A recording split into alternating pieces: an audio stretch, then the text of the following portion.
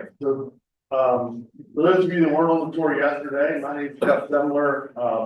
I'm the county extension agent in Washington County, Maryland. So you can tell by the terms that I use that I'm a dinosaur. County extension agent for past A now, we're all educators because we have to be fancier.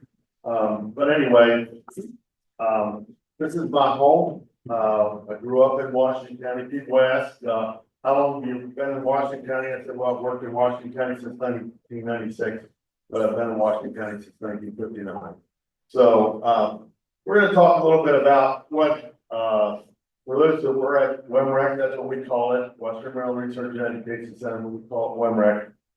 So, that's a picture, aerial picture of WMREC, which is right over that fence back there. This also was part of that property, and I'm going to give you a little history lesson. That's what I do.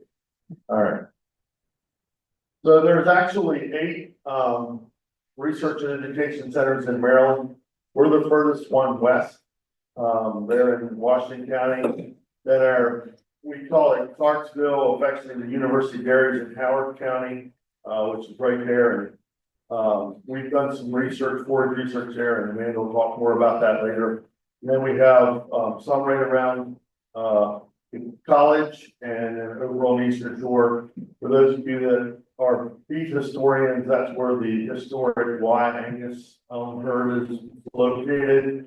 That actually center just grew because the Aspen Institute that used to own a lot of the real estate actually made a really good deal for the university, and that research center has grown in size.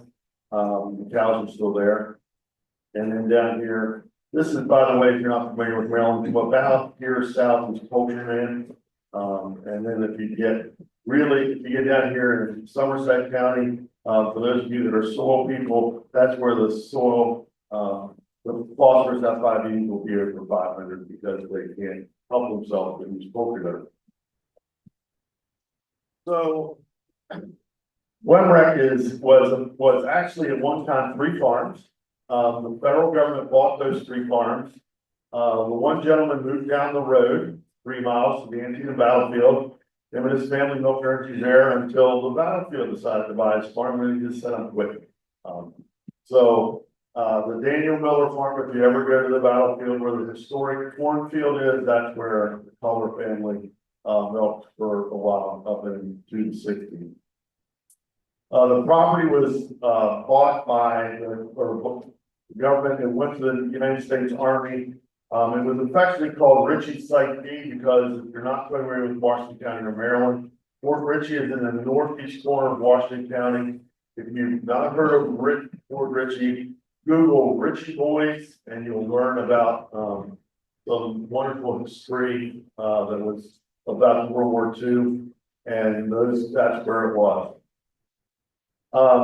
It was a communication center, so we think here, great big ground antennas, all right? You put it over that 500 acres in different places, and as you might imagine the way technology works, in about 30 minutes after they rode the last spike, it was obsolete. And so it sat idle until 1977 when the DOD gave it to the DOE, and the Department of Education gave it to the university with a caveat. You keep it productive for 30 years and you'll get clear deed and title to the land. So in 2007, it officially was owned by the University of Maryland. Up until that point, even the ground you're sitting on, the university leased this property to the county for $1 for 99 years, the whole, paperwork thing. And then, in 2007, this became county property, and then that became University of Maryland property. These buildings are military looking, as you might imagine, because while that was the office building some of you were in yesterday, that was a barrack. At one point in time, when we took over, it looked much different than it does today. Right in this particular building is all the line research that's done at WMREC. That was just a storage area, and then there was obviously you can see a power plant there and a garage there, and this particular Well, a tower is actually, wells are pumped into it and that's the pressure. And by the way, you can empty that if you don't close an irrigation valve, just so you know. So this is, looking from the, water tower to the east. Originally, when that station was opened, it was a fruit research station. The University of Maryland had a fruit research station in Western Maryland. When I say Western, I mean Hancock. Think about if you guys, anybody that came over on 68, when you come through that cut in the mountain, so when you get on this side of that cut, it is, you're in Hancock. So they had a research station up there on rented land, and they moved it to here. And for a long time, they did research. Actually, if you go over there, even today, there's even one wind machine still left there. There was peach work done. There were actually, at one point in time, I think there were 4 wind machines. There's 1 left. And there's no more peaches either, but it does all apple and hops work now. They obviously have always done agronomy there as well. And in 1997, a colleague and I started doing, actually 2 colleagues and I started doing forage research over there. So these are some of our grass plots. This harvester, the first generation we actually got given to us by Marshfield, Wisconsin, the research station out there gave it to us. We lived along with it for a while and then we bought another one. As you know, anybody who's been here to research, you know that when you buy things like this, you pay way more money than you should. We also have a seed drill that, you know, that's 3 or 6 foot wide. You pay an unconscionable amount of money for those 2. But that's the way it is. You know, if we could do research in your 30-foot plot, it would be great. We also started research over there, and Amanda will talk more about the grazing research, but we started with dairy heifers. We actually collaborated with North Carolina State University and trust me, on this in this pasture on the other side of the laneway, we actually planted all those varieties again in little plots, and then we looked at grazing behavior as we moved cattle across. So when I say little plots, not quite as little as my 40 plot, but you get my drift. And that was back in the day when annual ryegrass was somewhat new, and so we were looking at annuals and perennials. That research didn't last very long because, believe it or not, university organizations can't cooperate. And so these heifers that actually belong to the University of Maryland Dairy, we could never get them to arrive on time or leave on time or all those things. So we stopped using them and started using heifers from a farmer across the field. And we did that for a couple of years. And then that site actually lay dormant until we started research in 2005. And we started with sheep, we went to goats, and then we went back to sheep. I used to say I dedicated a third of my career to goat research, which is more telling than I'd like to admit. But anyway, we did that for, and we'll talk a little bit about that as we go. So like I said, we started, so I'll give a shout out to Nelson from UMES. So we had, UMES had a flock of Katahdin doe, or I'm sorry, ewes, not doe. And we ran, they ran a Southern buck over them, a Texel buck, and a straight Katahdin buck, and then we got the lambs. And we ran them on grass, and we looked at the growth. We looked at parasite resistance or resilience. Was that study there, and that's those animals right there. I always like the Texel cross myself, but it's like any terminal cross and never keep ewe lambs. So that would have been the hardest thing for me to do, is looking at those pretty ewe lambs and not want to keep them. But that's not what you should do. Then we went to goats, and you're gonna get a little bit of an evolution of the site. So we started out looking just like that. That was our shade structures, those all hoop houses, whatever you want to call them. And we had goats there for like I said, 11 years. We're looking at a lot of different things, one of which was carcass, quality, and we did have, we did ultrasound their bucks, and then ultimately we did do some slaughter, and I'll talk about that in a little bit. Ed probably recognized Jim Pritchard there that did our, ultrasound for us. We have, like I said, we have maps of data here we're looking at it. We do have a little, what I would call agroforestry project, and I use that term very loosely because what happened was a researcher and a DNR guy planted some trees with the idea of grazing under them. The DNR guy retired and we inherited the trees, and we basically managed them very poorly. Just put it that way. We managed the grass but not the trees, so we do have and that picture, as you can see, 2009, so it's quite old. There's one, it's looking very different now. And so there's half of this paddock is in black walnut, and the other half is in mixed hardwood. So we've got contacted DNR, and they're actually going to come out and cruise it for us, and they're going to tell us which ones to cut down, because Jeff would just cut every other one down and be good. But I'm not sure that's the way we should do it. So we're going to do that. This is my favorite picture. I learned a lot about goat behavior.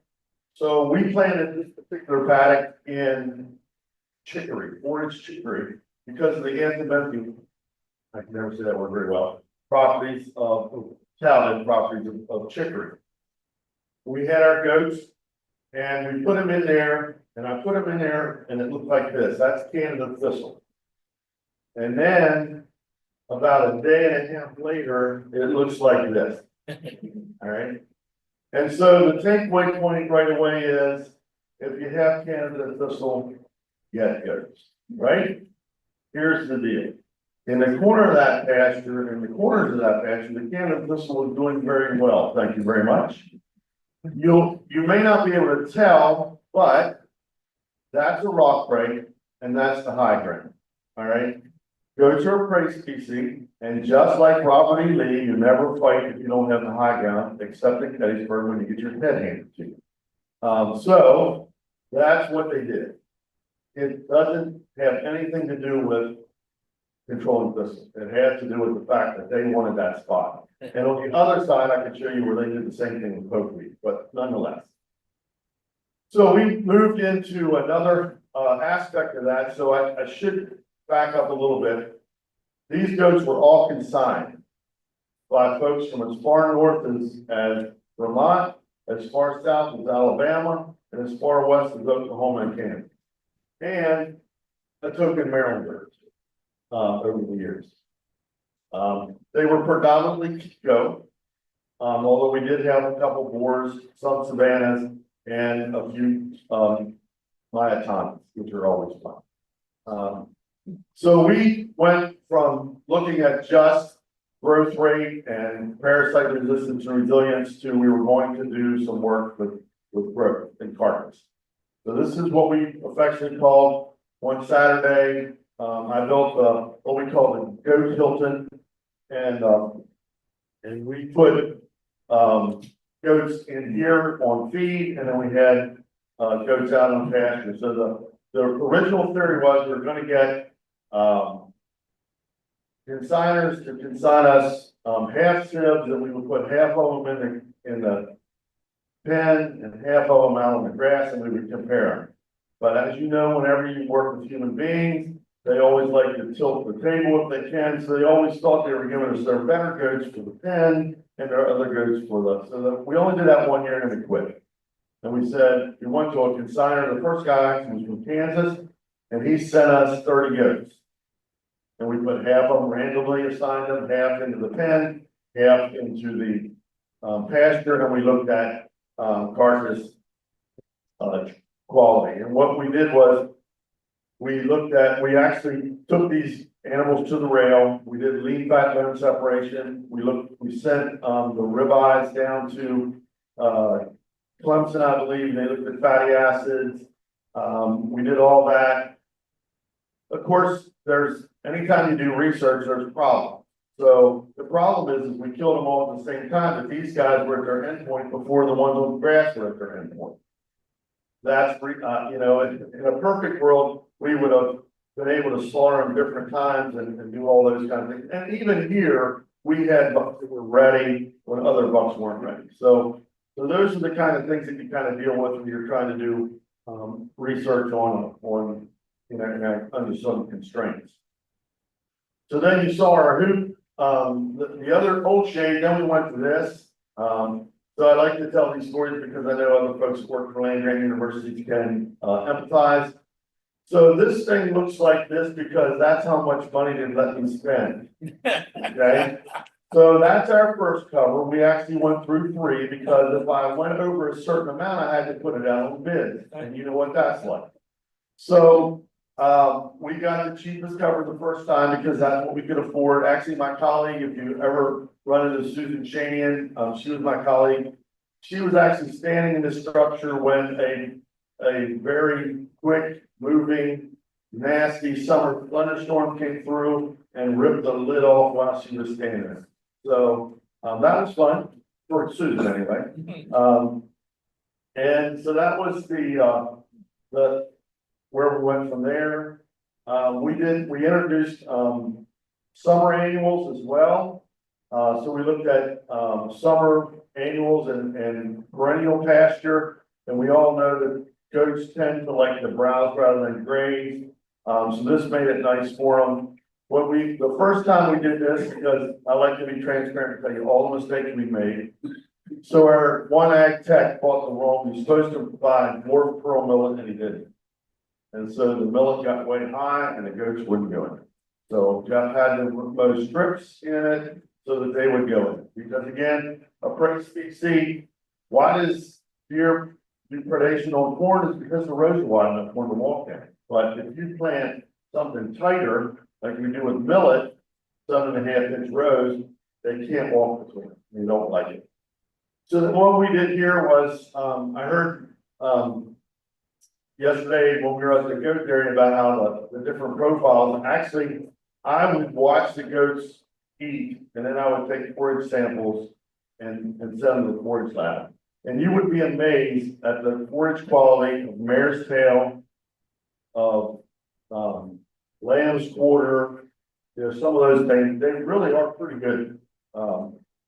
When they're in the right stage, I mean, you know, when they get up and even spiny amaranth, when it gets up and spiny, nobody wants it, not even you. So, but there was a little bit of interesting information we gleaned from that as well.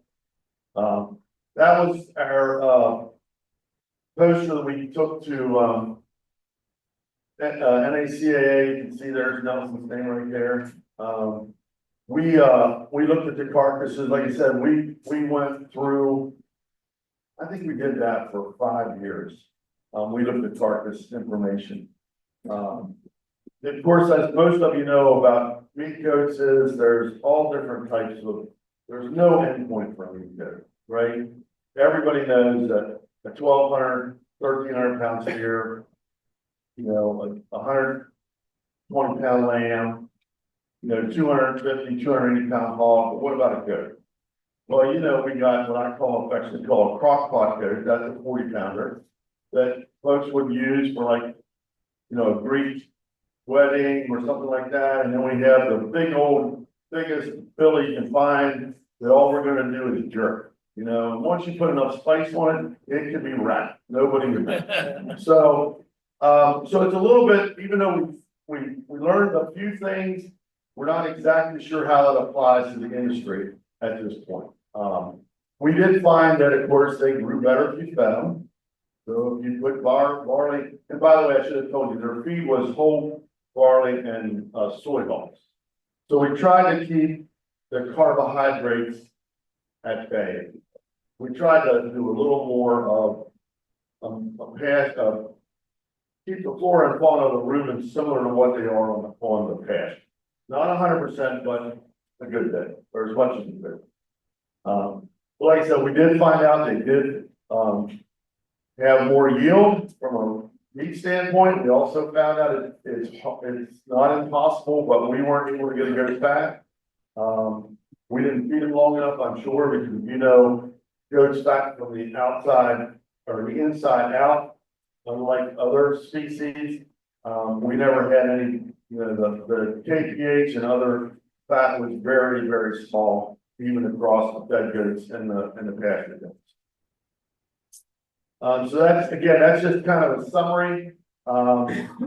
If you are, you know, find yourself up in the middle of the night, you can go to that blog test, and every entry for 11 years is in there. So start at the beginning, work your way. It's not going to be as fun as, you know, The Hobbit or any of the Lord of the Rings or anything like that. But again, you'll learn a lot about goats, even if you don't want to. So part of our research has always been looking at parasites. And when we first got there, we didn't have any because there hadn't been any small ruminants on that pasture. We talked to a bunch of people about infecting them, and the consigners weren't really for it. And if you know anything about IFO, they would have drowned us in paper. So we decided we weren't going to infect them. So you can look over time. So this is from all the way across our big weight counts, and you can see right here, you know, over time you can indeed infect the pasture. If you look at it, you know, we went from here to here as far as peak weight count, and this is average daily gain. This really mimics weather, not peak weight count, because again, they're on perennial pasture with a little bit on annuals, and as if you remember some of these years, they were pretty darn dry. So the forage was limited. Get a little bit of the carcass information. Like I said, we did it for 5 years. And you can see that, you know, we were able to do a little better when we're feeding them. So the sheep project was initiated in 2018. Amanda, you came in 17? 19, okay, so I was close.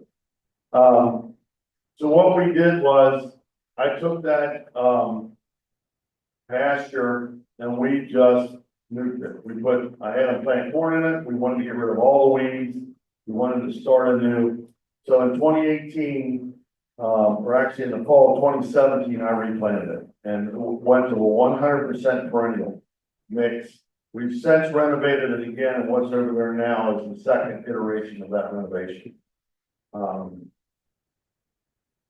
We also, I don't have another picture, but we went from, so that hoop house was completely destroyed. And we actually found a way, I worked with the center manager, and I found a way to just call up Franklin Builders and have them build a building. And we did. So we actually now have a standing structure that has a tin roof on it, the whole 9 yards. So that's where our handling system is now, and Amanda will get to the other part. We also have a cattle handling system under it. So we initially also did some heifer grazing research at Semler. So this is the University Dairy. We affectionately call it Clarksville or Semler. Semler's a little bit, if you're inside the system, it's a little bit of a misnomer. If you're outside the system, you don't care. So we took this was permanent pasture. We built a grazing system. Up on top here was a corn silage field. We took that and put it in annuals. We'll talk about it a little later. These are my retired now colleagues, Stan Foltz and Bob Peters, who worked on the project with us. So this is the slope. So this is in primarily K31 fescue. You don't till that ground unless you want all of it to end up in the bottom. So we just left that be, and we did introduce some clover into it. There's a funny story about that when Jeff puts the ACV through the back window of his truck, but it's not that funny. So we did that, and then up here on top we planted annuals and we did a rotation. And what we're looking at is the control group, which I'm going to let Amanda tell you more about this, because this was kind of like the shakedown cruise, and then they got in the weeds when her and Sarah came and repeated this study. But what we were looking at is if you have pasture, and by the way, I should tell you, these are all confirmed pregnant heifers. So we put them out there once everybody's confirmed pregnant, and we compare them to guys that, most dairy farmers that have their animals on pasture, you know what that's like, right? They have them on pasture, they got a feed wagon somewhere in the field, they bring out the TMR, they dump it in it, and then they go home. And that's the way this works. They do the same thing at Semler. So that's just another study. We're not gonna get into the weeds there, but that basically tells you that you can get away with it. It works well. And once we get through all the data, we can, because we were looking at the second study that Amanda's gonna talk about. We also followed the animals to their first lactation. So where they're higher or lower incidence of ketosis when they freshen, other metabolic problems, how do they persist, fat production, all that kind of stuff. So this is so I'm the present, actually I'm the past as well, but this is the future of work at WMREC. Brittany's in the back, she's shy, but she's back there.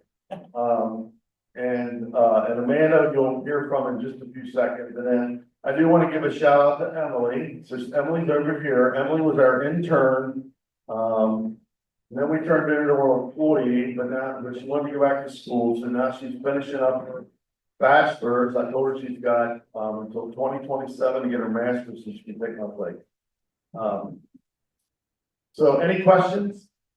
That's my contact information. If you think about something that you want, or if you want any of that data, if you don't want to hear the blog post, you can certainly email me. That's our website, or Amanda's web. Amanda manages that, but there's plenty of stuff on there.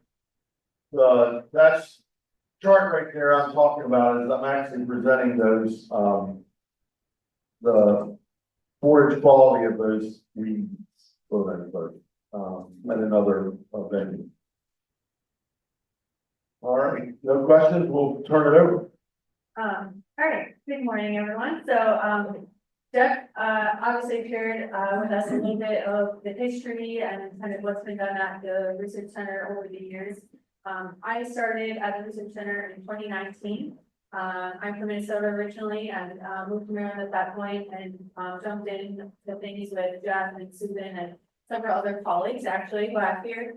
Just some of them, I just wanted to kind of recognize initially that like I'm going to be showing a lot of different projects and a little bit of research data and results with you, but obviously this was like a team effort. I didn't do everything myself, so wanted to share that quick. But the way I kind of set this up was I have a series of different projects that we've done over the last 5 years since 2019 that I wanted to touch on briefly. I focused mostly on the grazing, plus then this one or two that are like a little bit more harvested, but kind of intended for animal operations. Jeff did mention that we have done a lot of parasite work and some other things. So I'd say I wouldn't want to here for 4 hours, just like sharing all this boring research results with you all. So I tried to pick some highlights to focus on. So one of the first things that I heard when I moved to Maryland was you can't get orchard grass to persist. And I still hear that actually a lot.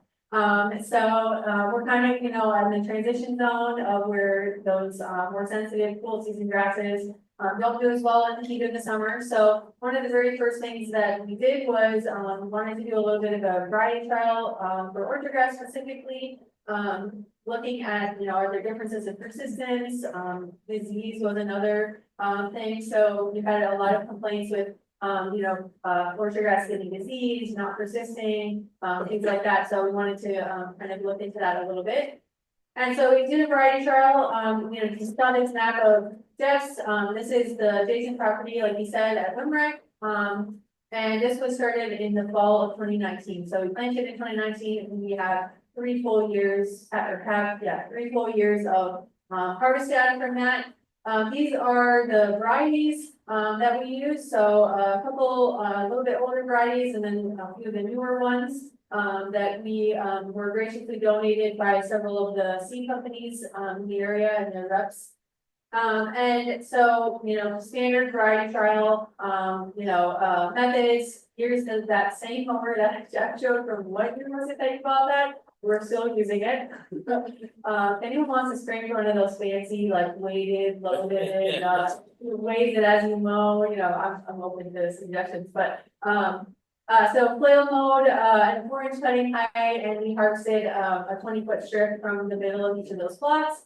It's a little bit of a manual labor to get everything out and collected and weighed. And then we dried everything so that we could get a dry matter yield analysis and, had the lab analyze it for forage quality. So we have 3 full growing seasons of, yield, forage quality, stand persistence data from this. So I'm not going to show all of the data for all of these because, again, it get a little bit long, but I wanted to pull out some of the highlights.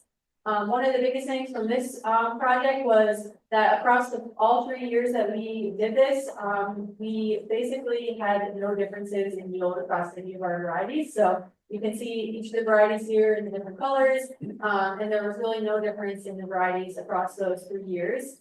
I mentioned that disease was another thing that came up a lot, and people were thinking, well, maybe it's not persisting because it's getting really diseased. But there's the averages, around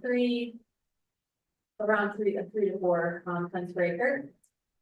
For diseases, we actually sent a bunch of samples from this project down to the plant diagnostic lab at the University of Maryland and had them, actually analyze it under the microscope and see what disease we were looking at. And essentially what we found was a lot of leaf spot or summer blight, but it was prevalent in all of the samples. So it wasn't like it was one variety had it more so than another variety. It was kind of, distributed throughout all of the different varieties.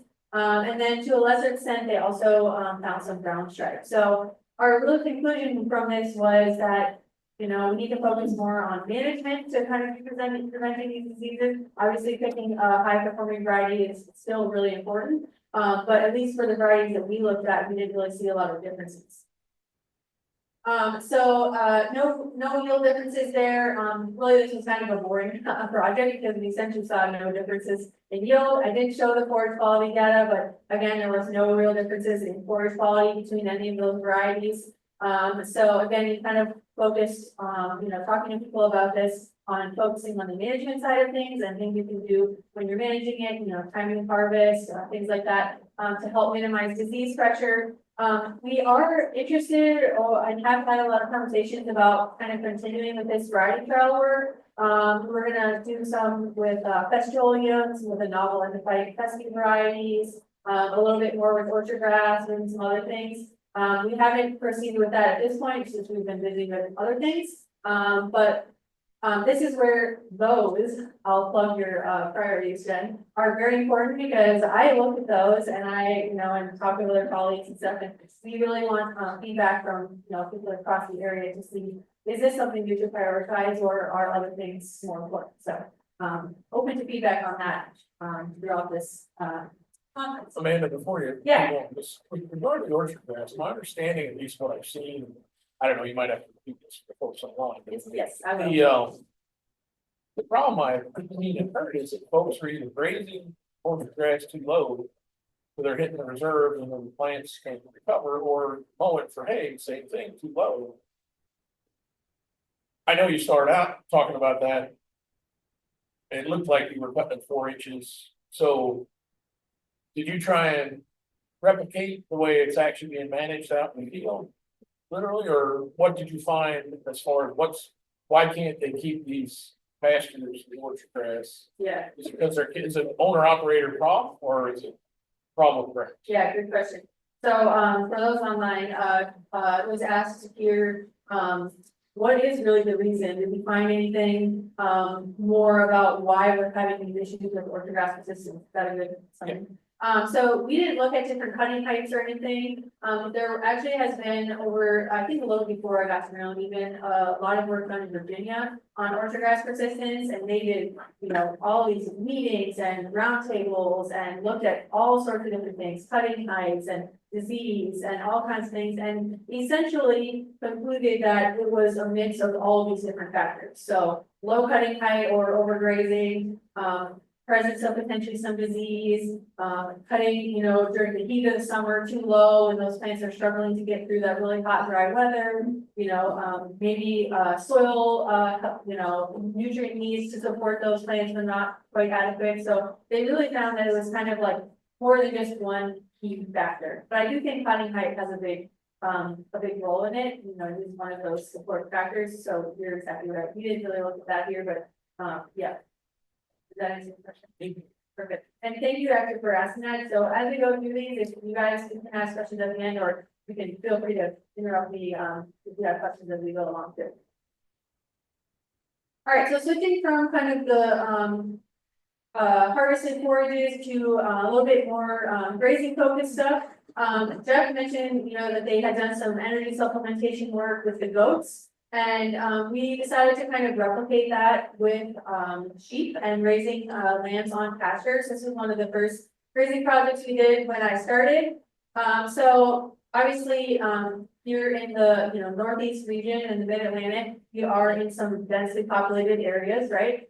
Very close to high populations, and so there's a lot of opportunity and a lot of people who are interested in doing more direct consumer marketing, having farm stores, shops, going to farmers markets, all those kinds of things. And for these folks, having a grass-based diet, grass-based livestock operation helps with marketing or hits that niche that consumers might be looking for. And so for these producers that are raising these kinds of operations, one of the things that's most limiting typically in a pasture-based system is energy, right? So this is actually forage samples that were taken from July through September of orchard grass, mixed species pasture. And this is just showing the forage TDN percentage of two different pastures over time. But I'm going to layer in here the kind of average or estimated TDN requirement based on the NRC. This is if we were using lambs, this is a 4 to 7 month old lamb, around 70 pounds. And you can see that through this whole summer growing season, the pastures, which these are the pastures here at WMREC, this is from, I think, 2020, didn't meet the energy requirements of the lambs that were out there grazing. So we wanted to look at what if we provide some supplemental energy, similar to what Jeff was talking about with the goats. Are we able to meet those energy requirements better and overall improve the growth and the health and the carcass characteristics of those lambs that are raised in that pasture-based system? So there's a range here because this was over a couple of years. So we had 75 to 85, so 80 or so Katahdin ram lambs that actually came from a farm in Pennsylvania. So Jeff mentioned the struggle with university birds and getting animals from other research centers. And so since I've started, we actually have basically worked with local producers and gotten animals from local producers on a seasonal basis. So these animals came down from Pennsylvania, and more recent years we've had animals from here in Washington County. So it's been kind of a nice win-win. They get free grass for the summer, we get free animals to weigh all summer and feed different things. So these animals were divided into kind of a pasture-only system and a supplemented system. And they were both rotationally grazed across the same pasture, well, two halves of the same pasture. And the really only difference was that the supplemented lambs were fed whole barley at a rate of about 1 pound per head per day. So we had these little feeding troughs in kind of a central area that we would have them have access to. And we would go out and feed them once a day, their little energy supplement. And so we were grazing these animals each year from around mid-June. These were spring-born lambs, so we had to wait till they were old enough to, be weaned and on pasture through the end of September. Like Jeff said, this pasture was kind of a mix. It's that perennial mix that they established. So orchard grass, a little bit of red clover, white clover, a little bit of chicory, a little bit of alfalfa in there, kind of a good mix. We collected forage samples every week. That's actually that graph I showed you previously. Those were the forage samples collected every week to look at forage yield and quality. And then every other week we assess the lambs for body weight. So we could calculate average daily gain, body condition score, and then the matcha score to look at health or health issues. And then a few times during the growing season, we took fecal samples, so we could do some fecal egg count analysis. And then, at the very end of the year, we actually ultrasound scanned, the lambs to look at back fat and loin depth to see if there was any difference, there. So weren't actually able to like process them and get carcass samples like we had done with some of the goat work, but we were able to do some ultrasound scanning. So this, we'll start down here. This figure is just showing the body weight of the lambs over time. These two solid lines on the top are from the first year, 2020, and these two dotted lines down here from the second year. The reason there's a really big difference here is, we had a lot of health, issues that second year. We had a lot of parasite problems, we had some meningeal worm, we had, much more, health issues, that year, and actually ended up at the end of the season having to, send it home a little bit earlier than we had planned. But if we look at the results, so the first year we didn't really see a big difference in their final ending body weight. But in the second year we did, and you can see that split here where the two groups started to separate from each other. The body condition scores were always higher for the supplemented lambs. Makes sense, right? They're getting an extra boost of energy, higher body condition score compared to the grazing only lambs. And then as far as like the matcha scores, there was a difference the first year, but they were all relatively low. And the second year, there wasn't a difference. They were all, you can see, a little bit higher on average. And the fecal egg counts, we did see a little bit of a difference again that first year, but again, they were all pretty low. In the large grand scheme of things. And then the second year, you can see they were obviously a lot higher when we were having those health issues. So overall, the supplementation did end up putting a little bit of extra body weight on those lambs and increasing their body condition score a little bit. And then here's average daily gain. This is showing that it was significantly greater for both years for the lambs that were supplemented. Makes sense, right? A little bit extra body condition, a little bit extra body weight. They gained a little bit better. And to go along with that, there was no difference in the loin eye area, but they did have a higher back fat. With those supplemented ones. And like Jeff said, average daily gain fluctuates a lot. You can see that here. These are our bi-weekly, time points for average daily gain. And, it looks like it's all over the place because of weather and other conditions and, all kinds of variation. You have a question? I do. Can you go back to the previous Yes. slide? So the fecal egg counts that are so different in that second year. Yep. What was the grazing management or how quickly did they return?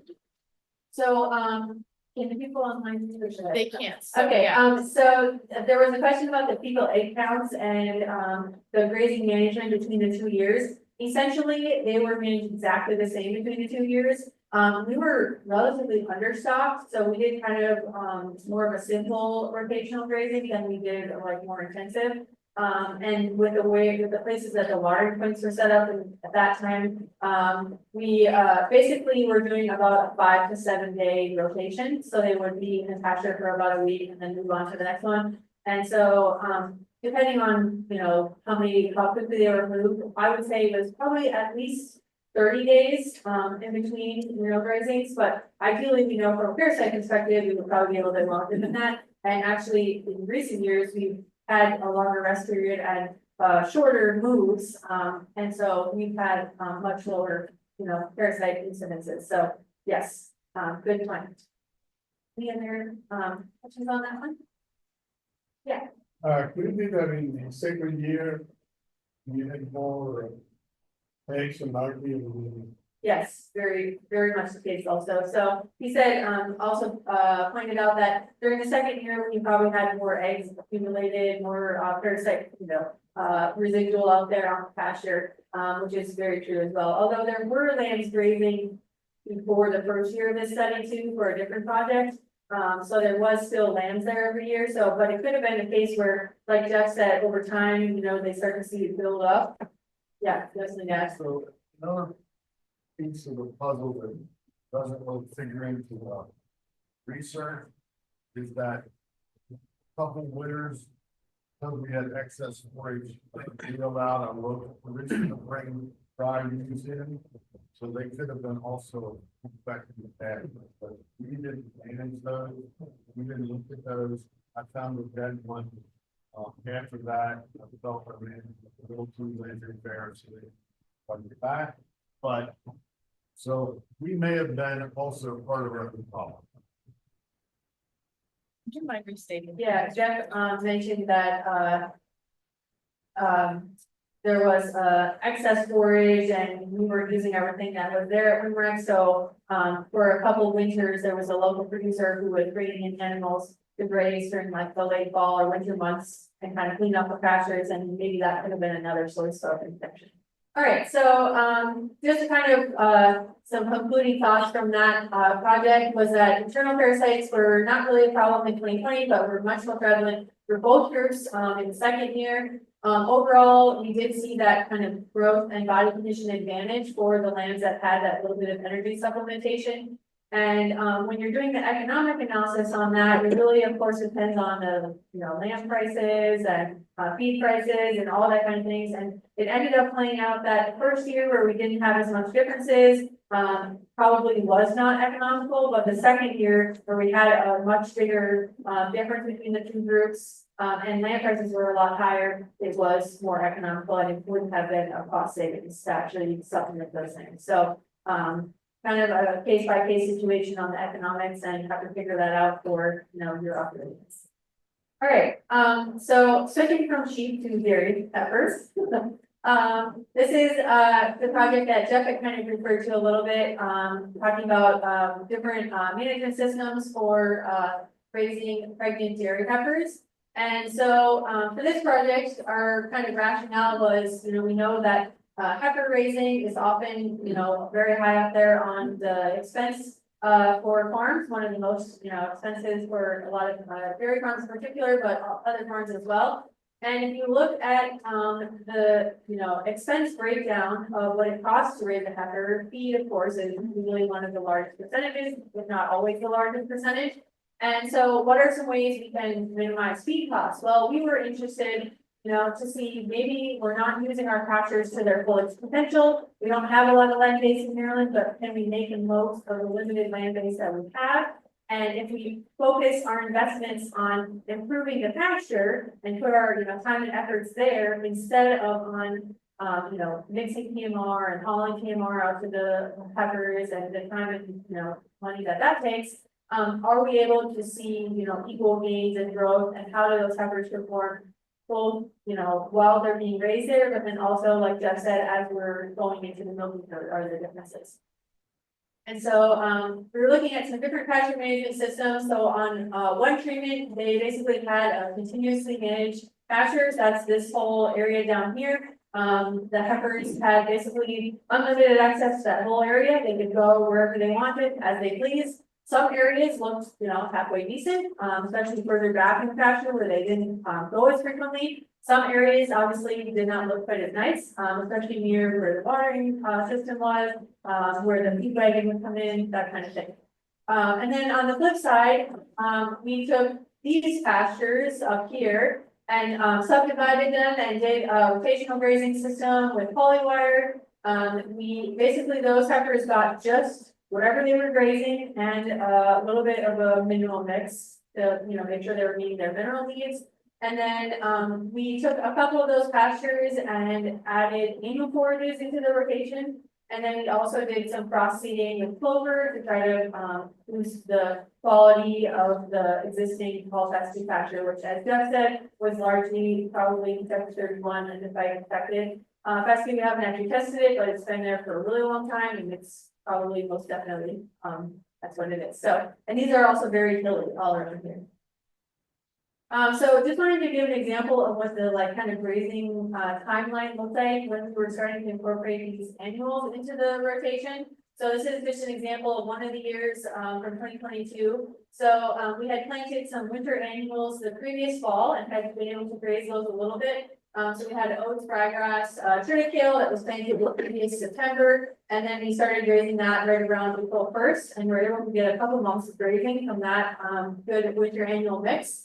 While that was happening, the perennial pasture was having a nice long rest in the spring. And then they moved on to the perennial pasture. While they were grazing the perennial pastures, we went back into this winter annual area and planted summer annuals into that same area. So those were planted around the 1st of June or the first week of June. And we started grazing those around mid-July and were able to graze those through early September.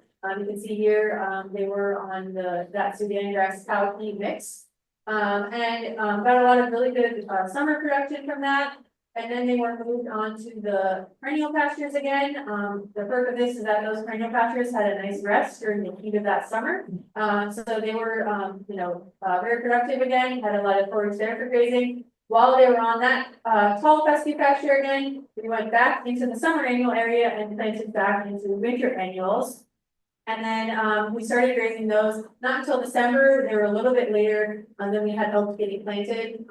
But we did kind of that same old ryegrass, triticale, and crimson clover mix. And then you can see it only says 5 days here. That's because that's the year that it got freezing cold the week before Christmas, like abnormally cold for this area. And we didn't have a frost-free water source up there. So we actually had a lot of forage, or a decent amount of forage left. But we had to stop a little bit early because we weren't able to supply water to them. So we could have kept going. My goal was always to get to the new year, but I think we have been able to make it. But so that's just kind of an example of kind of what that grazing system looked like. Every other week we went to the research farm and weighed and measured the heifers. So we were looking at body weight, body condition score, hip height to kind of track their frame growth. And then on opposite weeks, we were looking at the pasture. So we collected forage samples, again, for both yield and quality. We also did some fecal sampling. And I'm not like talking a lot about the fecal sampling parts of these projects, but we've had several projects now where we've taken fecal samples, looked at parasite loads, and we're trying to see like, do these different grazing management strategies affect parasite load? And then we know like grazing management can definitely affect it. We want to look at it under all these different types of scenarios. And then, like we mentioned, the calving, ease, milk production, breeding records, all of that we can track as these heifers kind of enter the University of Maryland dairy herd, and we can see how they did on their first lactation and moving forward. So here's some of the results from that project. This is showing the forage quality. So here first, these two columns are the control. So the fescue, continuous pasture and the TMR. And then on the right side, we have the different forages that the grazing treatment was grazing.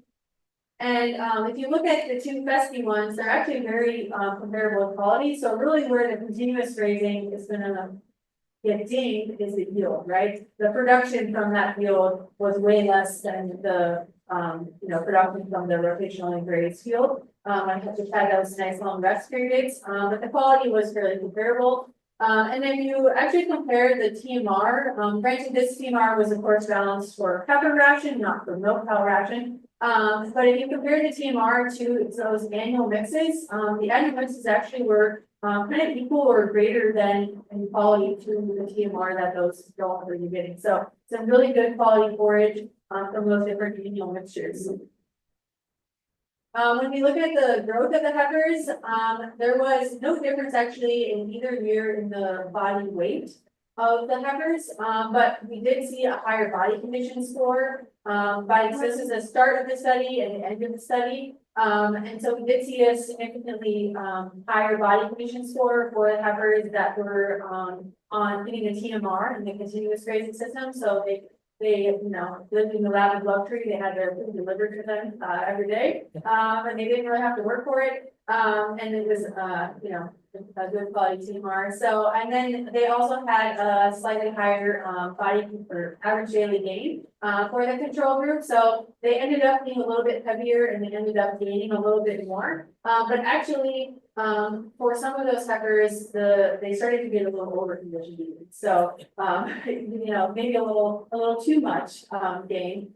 This is again looking at kind of those average daily gains over time, and you can see again there's a lot of different things. Like this week was like unbearably hot, I think, and so you can see a lot of differences over time. If I layer in here the different things that the grazing group was getting, You can see that, for example, when they're on those like nice summer annuals, they actually, did really well and were outperforming the control heifers on their TMR. So a lot of variability there due to weather, forage quality fluctuations. Like Jeff said, we were using bred heifers for this, so we had heifers entering the group as they were confirmed pregnant and then leaving the group as they were close to calving.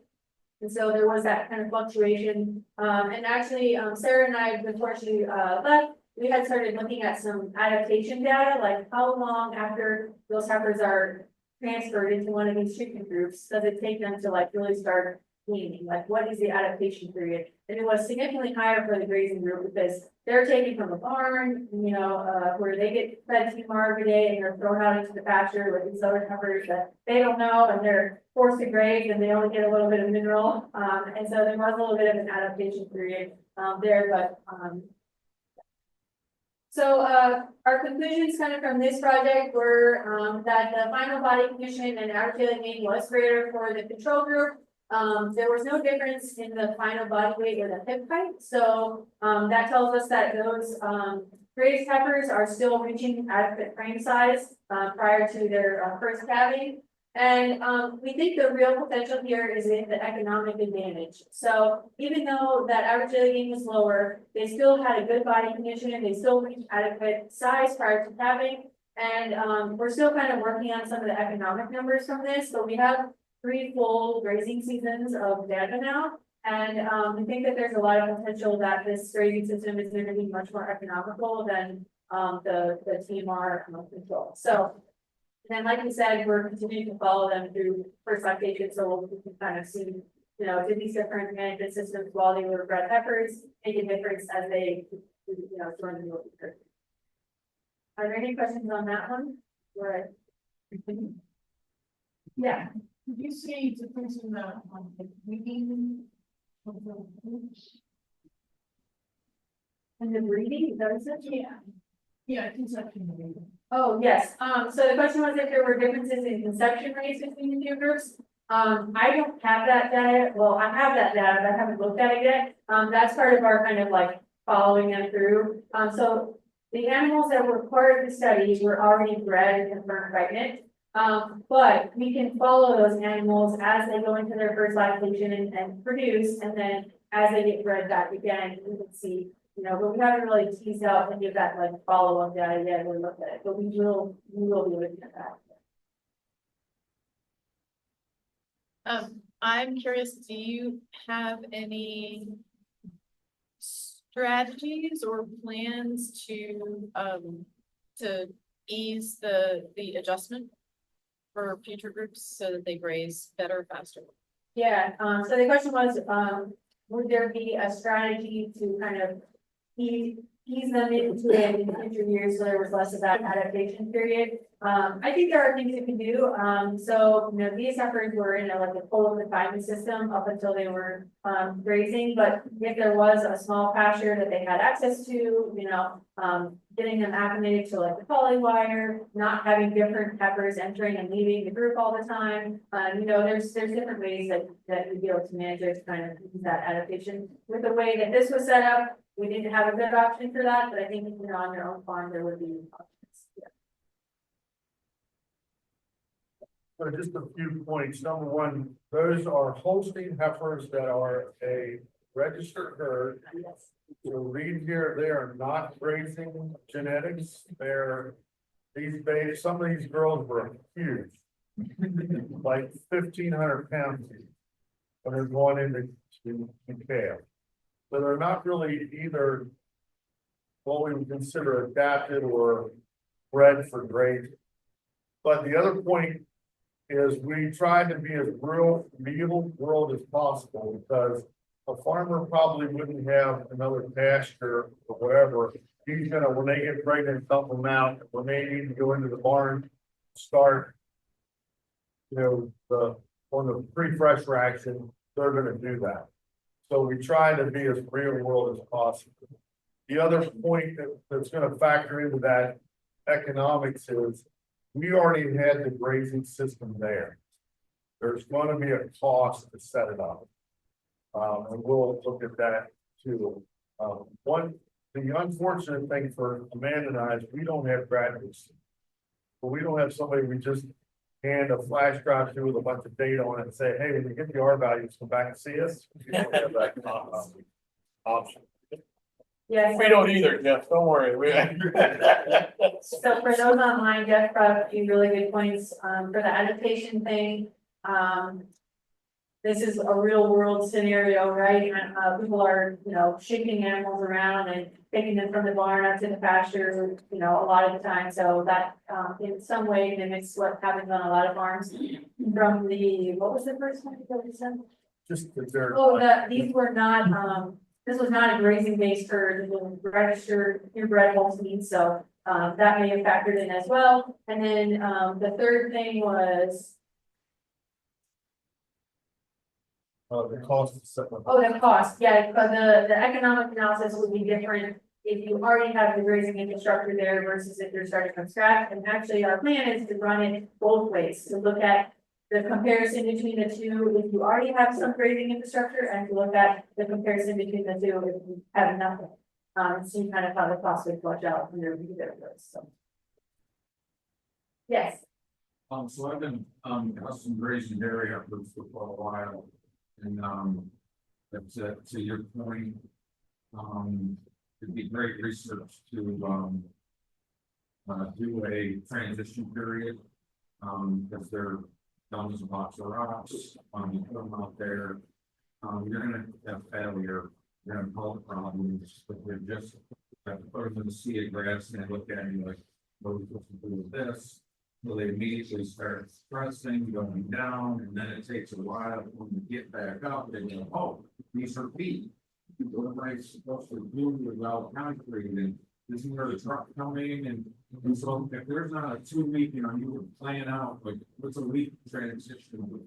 I have been told that it's on dairy cows, it can be a 2 to 3 week transition of the rumen into grain feed, and without that, your results are not great. And it's unfair to compare the pasture system and something else without that transition. We'll lose body weight and, there's all kinds of weird, just weird stuff. What sort of fence and, like, oh, I'm moving uphill. I'm racing on a side hill. What's that all about? I'm usually flat.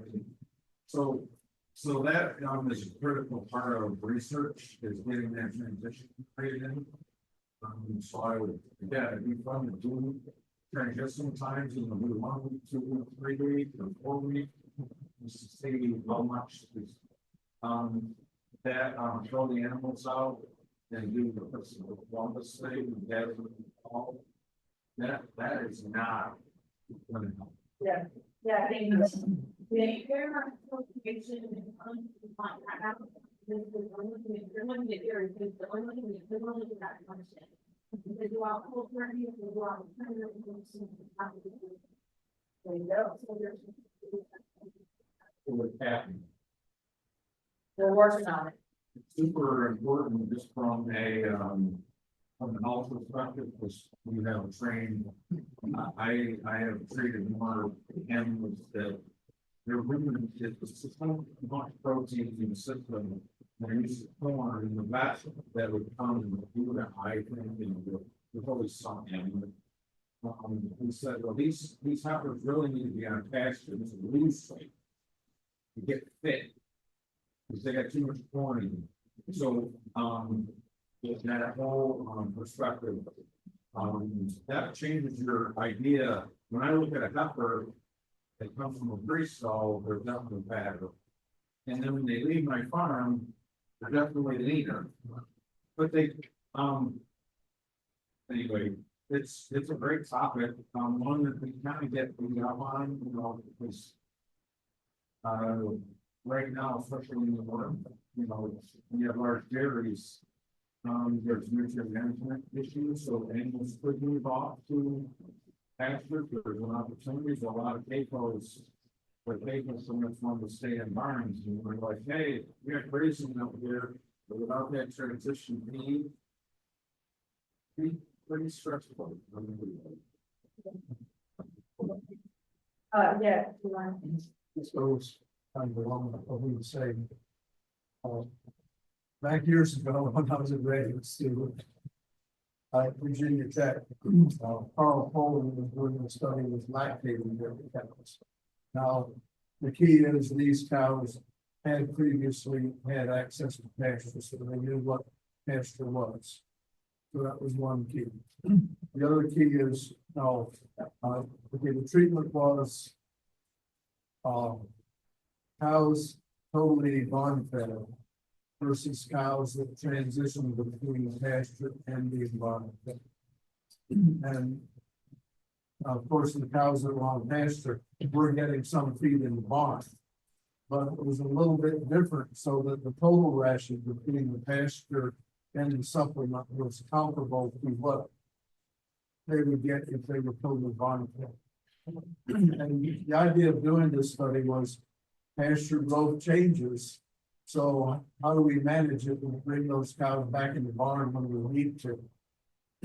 So the ration out on pasture was comparable to the ration when they were in the barn. And in doing that, we had no problem. They were able to maintain milk production. There was really no adaptation. They already knew what pasture was, and the rations were already balanced.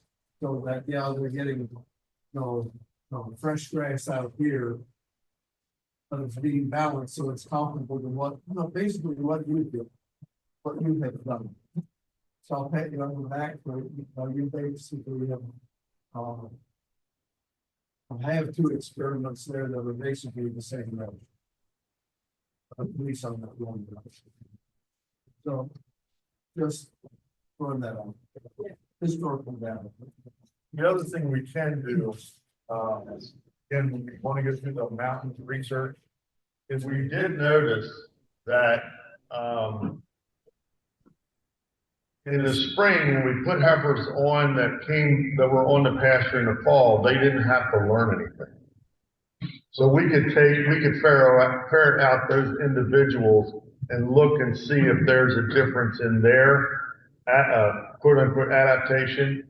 I'm not ready to go as far as to say that they train the other heifers to graze, but I am willing to look at, I'm willing to look at anything as long as I got somebody to help me. But so we didn't notice that when the heifers went out that were out in the fall, in the spring, they knew what to do. They didn't have to relearn that.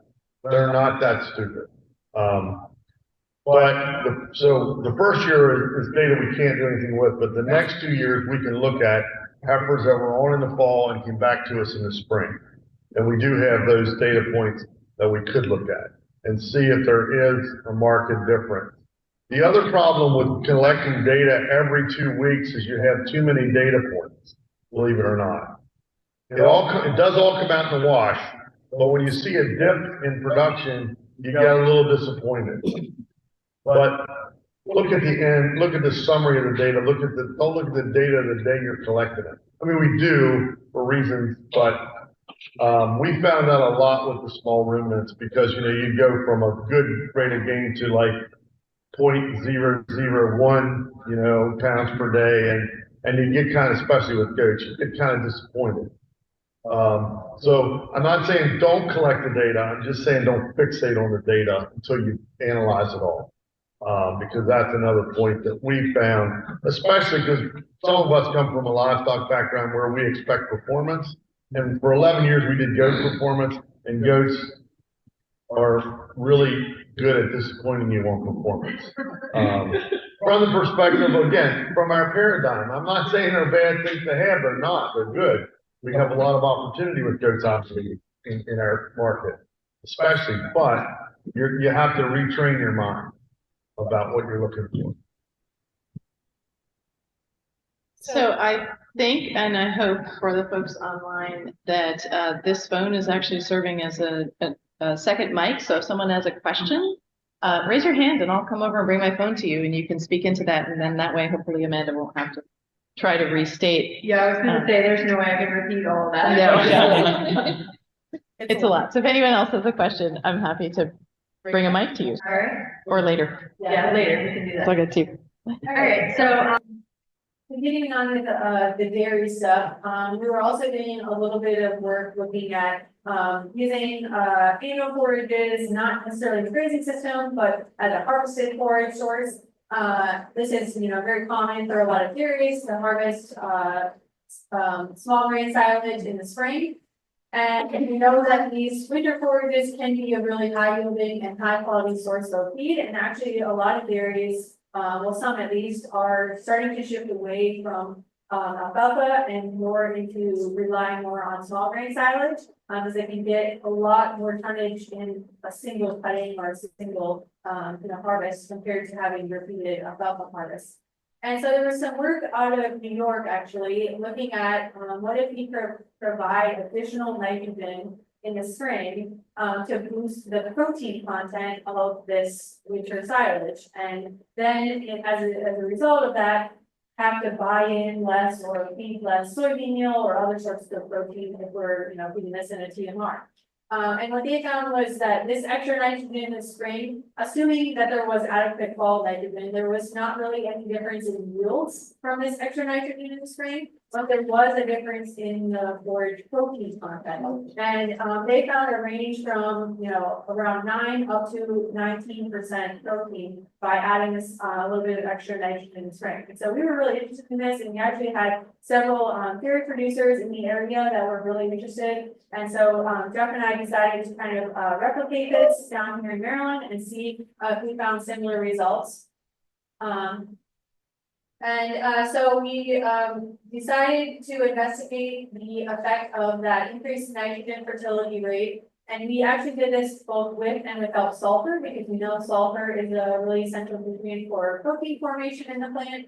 So we wanted to see if that played a role as well. And then we looked at a whole host of different things: forage yield, forage quality, especially that protein, soil nitrate status, because we didn't want that extra nitrogen, of course, to be leaching through the soil profile. And then we also wanted to take this all the way to the end product and take that harvested silage, and after it was done fermenting, actually feed that in the diet of lactating cows and see, if we could make an effective ration, or we could swap things out and make it economical. So I kind of broke this one up into two parts. This first part is kind of focused more on the field part, and then I'll talk a little bit about the feeding studies that we did after. So for this project, we used triticale. It's very popular, winter annual forage. This was done, the field part was done over 3 years. So 2020 to 2021, 21, 22, and 22, 23. And so we have 3 years of data, and we have 2 locations. So we actually have, speaking of data overload, we have a lot of data for this project. For the different treatments that we used, so we had a control with nothing added, a sulfur only treatment. Then we had a low nitrogen rate, so 50 pounds of nitrogen with and without sulfur. We had a medium nitrogen rate, 100 pounds with and without sulfur, and then a high nitrogen rate of 150 pounds, again, with and without sulfur. So those are the N low and high and medium and controlled treatments. Everything was fertilized every year in early to mid-March. By mid-April, of course, we can start to see some visual differences from that added nitrogen fertility as we're looking at across those plots. This is actually showing both locations. One was at the dairy, and one was here at the Western Maryland Research Center. We took the soil samples immediately before we applied the different fertility treatments, and then at harvest. So we wanted to see, any nitrogen was, or any nitrates were lost. And then here is just, again, our handy dandy forage harvester, same flail mower setup, harvesting that forage at the boom stage in late April. So looking at the yields, we didn't really expect to see a big yield difference. So, we weren't varying planting date or fall fertility underneath the fall, getting those forages started in fall. We were only varying those spring fertility treatments. And so this is showing the 2 locations, the Central Maryland one on the left and the Western Maryland on the right. And then the gray bars are our 2 controls, and then it's the 2 lows in red, the 2 mediums in green, and the 2 highs in blue. As we kind of move your way across, you can see we didn't really see any differences in yield, which we didn't expect. Yeah. Is that yield threshold in time? Dry matter, sorry, I don't have, yes, dry matter, this is, dry matter yields. And we had right around 4 tons of dry matter per acre, across both of our locations. So, high, good high yielding, harvest. Here's, where it started to get really interesting. So this is showing the improved protein results from the first year of the project. And, again, the 2 locations, same, figure setup. And you can see, we started to see this like really stepwise increase in the protein concentration as we had that additional nitrogen added. And we did see, very similar to what they were seeing in New York, around 8 or 9%, with nothing added, and up to like 18 to 19, when we got up to that high nitrogen rate. And we weren't really seeing any difference between the sulfur or with or without sulfur treatment. And we think that, this is mostly because, these fields were not limiting in sulfur, so they either had manure on them previously, or they had had a fertilizer blend that had sulfur in it, so there was no limiting sulfur yet. Did you do the sulfur analysis on the phone? No, I don't think so, actually. We should talk about that.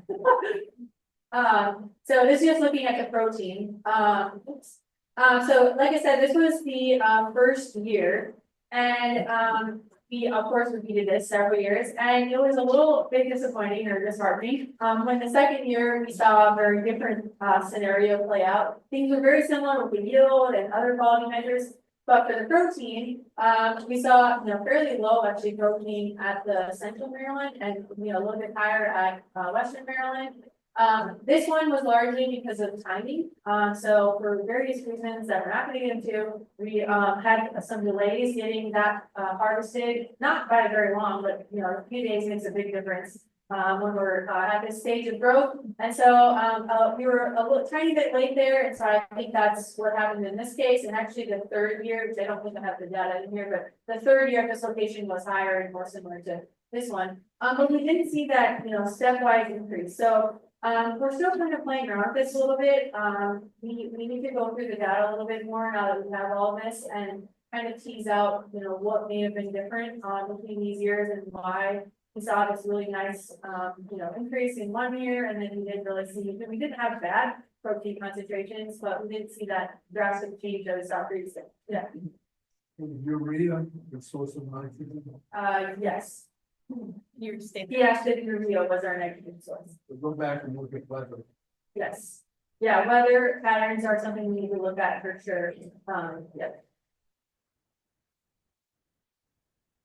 So from the field part of this, the small plot work at least, we did not really see a consistent yield gain with that added nitrogen, which we didn't really expect. We know that fall planting day, fertility in the fall, those things matter much more in terms of yield than any nitrogen in the spring.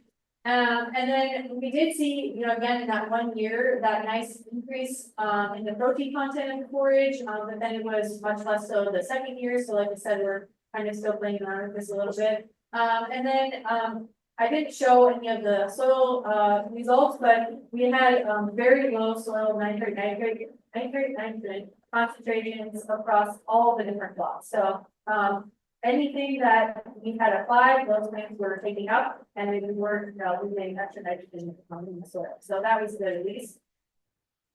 And then, like I said, we also kind of did this on a larger scale. We wanted to do just not small plot work, we wanted to kind of do a full field scale. So we could actually feed this forage incorporated into dairy cow diets. And so at the dairy, we had some larger fields where we couldn't do all 8 movements, as that was too much. But we did just the low, the medium, and the high. So those 3 rates of nitrogen applied to larger 5-acre fields. Using standard equipment that they use on the dairy. Everything was harvested around April 26th, and then chopped a day or 2 after that. And our different treatments were stored in different ag bags so that we could obviously have it divided up on a slightly smaller scale. We took our quality samples from those after everything had finished fermenting, and we did see not quite as drastic, but we did still see that stepwise increase from this full field scale. And actually this one, unlike the small plots, this is showing just one of the years, but the other year was very similar. So both years we did the large field scale, we did actually see that kind of stepwise increase in the protein. So it was working better on the full field scale than it was in our, small plots. I feel like normally it's the opposite, but, so that was, cool to see that we kind of saw that, protein increase. And so this, forage was then used for a feeding study with the dairy herd at the university. We have a, Galen door system, so every cow has access to one bump. And they have a little necklace collar, that allows them to open the door to their specific feed bump. Talk about adaptation, you know, I have to learn, which feed bump of theirs. They try to match them actually from different feeding studies with similar feed bumps across different studies, so kind of remember the same area. So anyway, that way we could actually measure, intake, we could feed each animal individually, we could know what each animal, was eating and, then producing. And, so we essentially set this up to compare it to our corn silage alfalfa ration. And balance it for the nutrients, so, this was like our corn silage alfalfa, ration here, this is alfalfa. So you can see corn silage, alfalfa, and then the minerals and other things in there. And then these were our three, triticale, treatments, so the low, medium, and high. And essentially what we did was swapped out the triticale silage for alfalfa silage. And then, decreased the amount of soybean meal that we needed based on the protein content of that, triticale fluid. Does that make sense? That way everything was balanced and it was kind of a big, substitution. And so, essentially what we saw, so we actually did this, replicated this feeding study twice in 2 different years, and saw basically the same thing in both years. There was basically no differences in anything. So no differences in dry matter intake, no differences in milk yield. We looked at milk protein, other things like that, and saw no differences in any of those either. So essentially what this was telling us is that this is a very doable substitution and you're not going to hurt, you know, production or intake or milk yield or anything like that. So that was actually a positive, that we didn't really see any differences, and we were able to kind of conclude that this triticale silage could be used as an alternative to the alfalfa silage without negatively affecting milk production. And so we can hopefully increase the protein of our silage through some different fertilization strategies, and then reduce the amount of soybean meal required. And then the part that we're still kind of working on is the economic analysis with this, and like looking a little bit more closely at the ration and see how the numbers play out. We're also interested in trying like a triticale crimson clover or something like that against this, you know, triticale with nitrogen, to see if maybe we can supply that extra protein in the silage with clover or something like that instead of fertilizer. That might be our next step. We haven't made any progress on that. I've been talking about it at this point, but it is something that we've talked about. So I think that's my last slide on that one. Yeah. When you were doing forage analysis, did you look at non-protein nitrogen also as part of that protein analysis? I have that. I haven't looked super closely at it, but I do have the numbers for it. There's a lot of things I have that I totally looked at yet. Even though sulfur wasn't limiting, I'm wondering if you got less NPN when they treated with sulfur. Yeah, that's a really good point. I should have, yeah. And that's also the value of having the sulfur in the forage, because the bacteria. You use that non-protein nitrogen, but they Yeah. use the sulfur. Yeah, okay, yeah, there's definitely something we need to look at. Okay, all right, this is the last one. Current, so we made it also the past, and that's kind of current still, but this is our most current project that we're working on right now. Looking at kind of taking a lot of that work that we did with integrating annuals and trying to answer the question of, is it actually cost effective to plant these annuals? You know, we know it's an expense. So we know that our cool season pasture production is not consistent, right? We know we have these big fluctuations throughout the year, but we know that our animals needs are consistent, right? So they do have a consistent need. So the question is, how do we fill in those forage gaps? And like we've talked about, one of the ways to potentially do that is by incorporating some annuals in the system, integrating these different types of forages together at different times of the year. And the hope there is that we're improving our forage quality and yield on the same land base and hopefully having a more productive system on the same land base. But like I said, we have to buy seed, twice a year for this annual system. We have the planting costs, so we either have to rent a drill or own a drill. It takes time to go out and plant. So that all is a monetary factor that we have to think about. There's also a risk factor.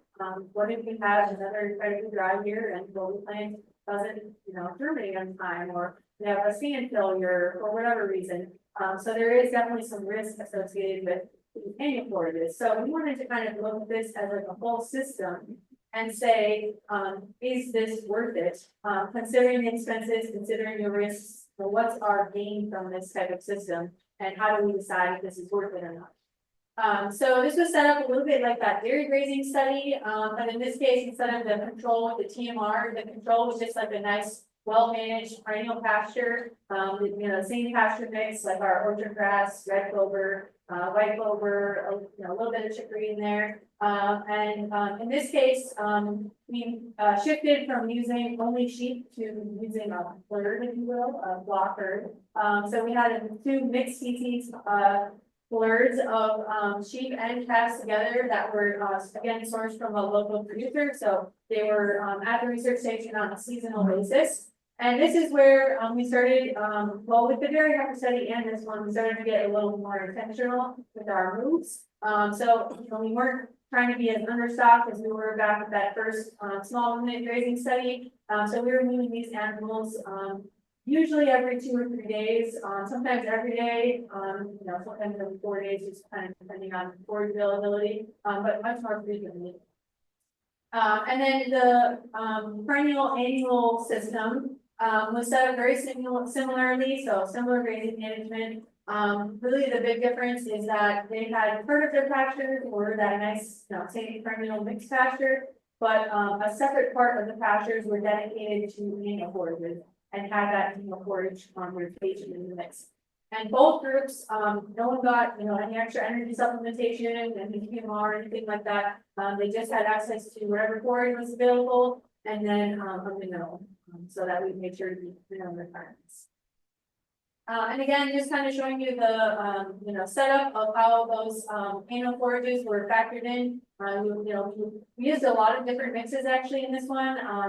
I have a slide at the end if people really want to know about all the mixes we use, but instead of just picking one, people ask us all the time, like, what should we plant? So we were like, let's plant 9 different mixes in these big strips, and then we'll graze the animals perpendicularly to them so they can, can see which ones they graze the most. And we don't have, it's not an official start of this part of the project, it's kind of a little side project of ours, but it's been really fun for like field days and demonstrations and stuff to show, all these different mixes and how they're being grazed.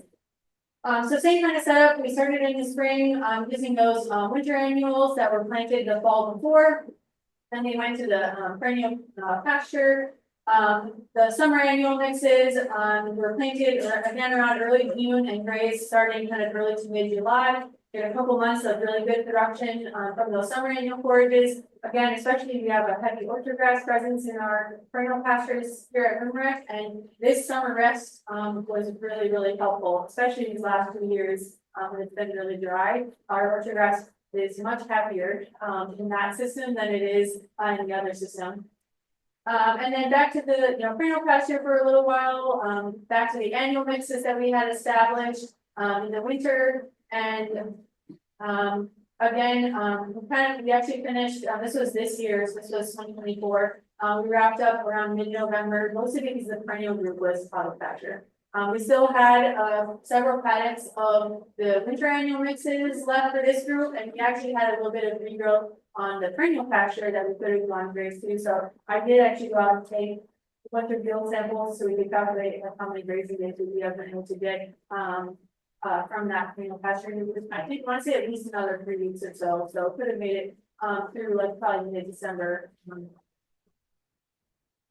Similar to a lot of the other projects, on a bi-weekly basis, we were assessing the animals for body weight, body condition, the Mancha score. We collected fecal samples, looked at parasite loads, again, with this project, so we can see, does incorporating those annuals and having that as part of the system affect the parasite pressure, for both species, but especially the small ruminants. And then on the opposite weeks, collected again our forage samples, so we have the yield quality data from all those different pastures. Here's again looking at the forage quality, so, for this project, since it's still ongoing, most of this is just averages, so, I don't have a lot of stats run on this because we're still, going through all this, and we have another year of grazing coming up this upcoming year. But these are just average forage quality values from all of 2023 and the first half of 2024. I don't actually have the rest of the samples, processed yet, and have the data back from those, but this column on the left here is the perennial mixture, that's just the perennial only group. And then these are the different mixes from the, group that was using annual forages as well. Again, you can see actually we saw, really similar forage quality between the, perennial mix in one group and the perennial mix in the other, so that's good, right? And then, the annuals again were, really providing a lot of really good quality forage.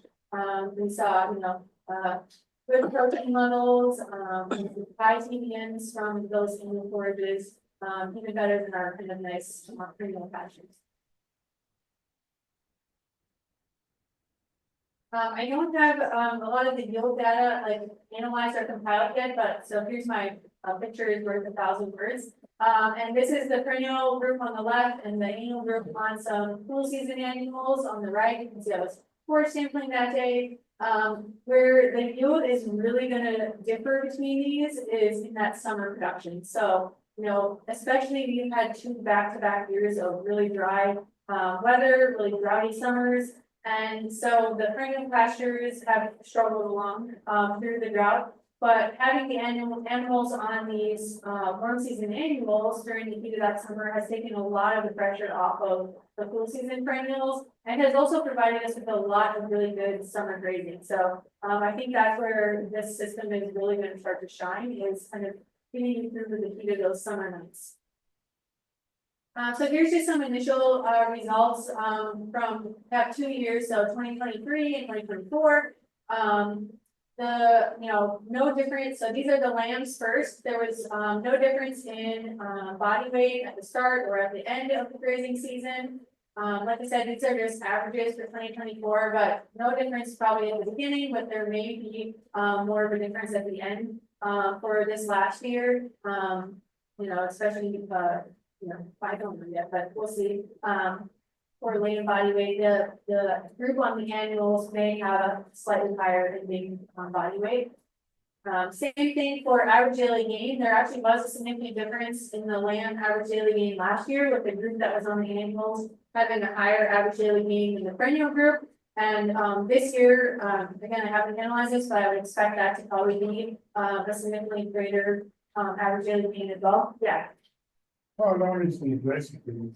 So we started grazing right around April 1, and then this year finished in mid-November. In last summer, we had to end a little bit earlier, the end of September-ish, because things had started out and we didn't have as much forage left.